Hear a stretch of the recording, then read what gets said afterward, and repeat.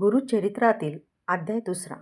गुरुपौर्णिमेच्या निमित्त आज आपण गुरु आणि शिष्य यांची महान गाथा ऐकणार आहोत. पूर्वी गोदावरीच्या तीरावर अंगिरस ऋषीचा आश्रम होता. तेथे वशिष्ठादी अनेक ब्रह्मऋषी तप करीत असत. त्यामध्ये पैल मुनीचा पुत्र वेदधर्म नावाचा एक विप्र होता. त्याला अनेक शिष्य होते. त्यापैकी दीपक नावाचा एक शिष्य त्याला होता. तो शिष्य मोठा गुरुभक्त होता. शास्त्रे व पुराणे यांच्या अभ्यासामध्ये तो गुरुसेवा करीत असतानाच प्रवीण झाला होता. एके दिवशी वेदधर्माने आपल्या सर्व शिष्यांना एकत्र बोलावले आणि म्हणाला, शिष्यांनो, माझे एक पूर्वजन्मी केलेले कर्म आहे. मी सहस्रावधी जन्मात महापाप केलेले आहे. अनुष्ठान केल्याने त्यातील पुष्कळसे पाप धुवून गेले आहे, परंतु त्यापैकी काही अजून उरले आहे. ते माझे मलाच भोगावे लागणार आहे. त्याशिवाय ते संपणार नाही. मी जर तप सामर्थ्याने त्या पापाची उपेक्षा केली तर ते माझ्या मोक्षाच्या आड येईल. तेव्हा ते मी देहाने भोगल्याशिवाय त्याचा निराश होणार नाही. त्या पापाची निष्कृती होण्यासाठी मी वाराणसीला जाणार आहे. तेथे गेल्यास पापाचे शीघ्र क्षालन होईल असे शास्त्रात सांगितले आहे. त्यावेळी माझा सांभाळ करायला व शुश्रूषा करायला तुम्हापैकी कोण तयार आहे त्यांनी ही जबाबदारी स्वीकारावी. त्या शिष्यातून दीपक लगेच पुढे आला आणि गुरूंना म्हणाला, स्वामी, आपण मला आज्ञा करावी.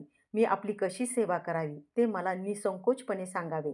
काया वाचा मने मी आपली मनापासून सेवा करून आपल्याला या व्याधीपासून मुक्त होण्यास मदत करू इच्छितो. मी स्वतः आपले भोग स्वीकारायला तयार आहे, तरी कृपया आपली सेवा करण्याची संधी मला द्यावी.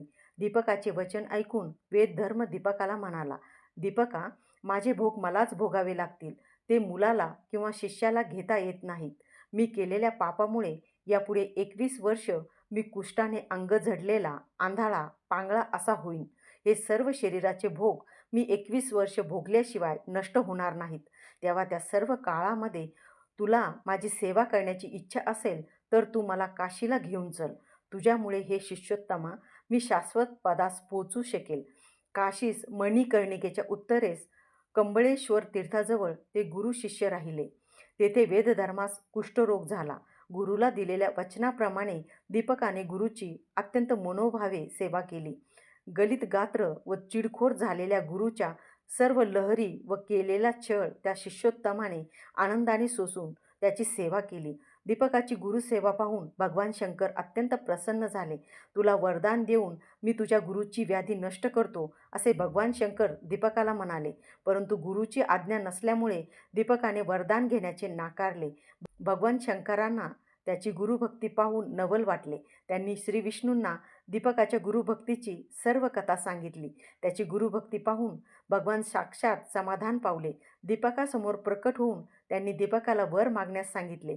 दीपकाने अधिक गुरुभक्ती करण्याचे सामर्थ्य व ज्ञान द्यावे, म्हणजे मला गुरुची सेवा अधिक चांगल्या पद्धतीने करता येईल असा वर भगवान विष्णूकडे मागितला.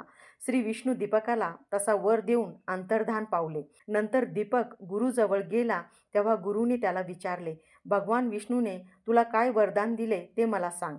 दीपकाने घडलेला सर्व वृत्तांत आणि त्याला मिळालेल्या वरदानाची सर्व हकीकत आपल्या गुरुला सांगितली. वेदधर्म आपल्या शिष्य दीपकाची गुरुनिष्ठा पाहून संतुष्ट झाले व त्यांनी दीपकाला तू दीर्घ आयुष्य होऊन तुला वाचा सिद्धी प्राप्त होईल व यापुढे तू काशीपूरला निवास करशील असा आशीर्वाद दिला. याप्रमाणे वेदधर्म आपल्या शिष्याला प्रसन्न झाला व त्या क्षणी त्यांचा देह व्याधीमुक्त झाला. अशी ही गुरु आणि शिष्याची महान गाथा गुरुपौर्णिमेच्या दिवशी प्रत्येकाने पठण किंवा श्रवण करावी. श्री स्वामी समर्थ.